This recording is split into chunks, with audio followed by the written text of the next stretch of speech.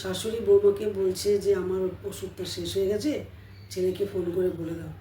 বৌমা সেটা বলবে না, কিছুতেই বললো না। তারপর কি ঘটনা ঘটলো চলুন দেখা যাক।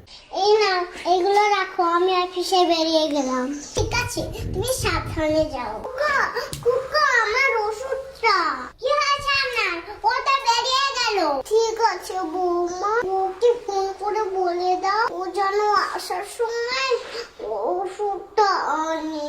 অফিসের কাজে 3 দিন বাইরে থাকবে, বাড়ি ফিরবে না। তাহলে তুমি একটু যাবে বাজারে। শুনো মা, আমার ছেলেকে আমাকে ওষুধ কিনে টাকা দিয়ে গেছে। যাও ওষুধ কিনবো, যান তো যান, ঘরে যান। আরে মা, আমি পার্লার থেকে ফিরছি।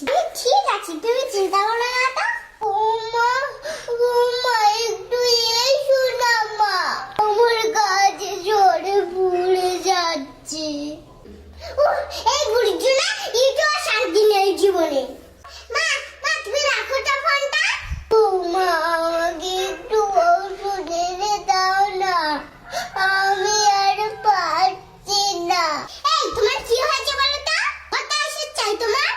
পুরো হয়েছে, এখন একটা বাচ্চা সাথে না। হ্যাঁ মা, শোনো, তোমাকে আগেই বলেছি কোনো টাকা নেই আমার কাছে।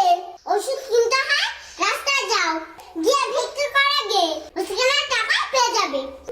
মা তুমি আমাকে এমন করে বলতে পারলে? খুব মানে লাগছে। এই যাও যাও এখান থেকে। মিঠাই, কি করছো তুমি? আমার মাকে তুমি তার ঘর থেকেই বের করে দিচ্ছ।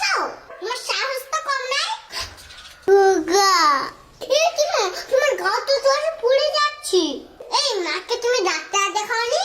তোমাকে তো টাকা দিয়ে গেছিলাম আমি। কি করেছো তুমি টাকা নিয়ে? পার্লারে গেছিলাম, খরচ হয়ে গেছে। বাহ, আমার মেয়ের ওষুধ কিনার টাকায় তুমি পার্লারে গিয়ে ঘুরিয়ে এসে আমার মাকে ঘর থেকে বের করে দিচ্ছ। আমি আসলে এই চুপ করো তুমি।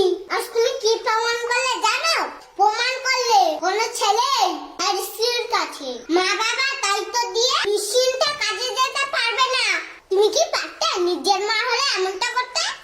শোনো, তোমার মতন বয়স সাথে আমি আর থাকতে পারবো না। তুমি এখন আমার ঘর থেকে বেরিয়ে যাও। কুকা না কোকা, বৌমা এবারের লক্ষ্মী, ওকে তুই বের করে দিস না। এখন তুমি এত অন্যায় করলে তবুও মা তোমায় বাড়ির লক্ষ্মী ভাবছে। মা আমাকে ক্ষমা করুন, আমি অন্যায় করেছি মা। থাক বৌমা, আমি তোমায় ক্ষমা করে দিয়েছি। মা চলুন, আমি আপনাকে এক্ষুনি ডাক্তার কাছে নিয়ে যাব।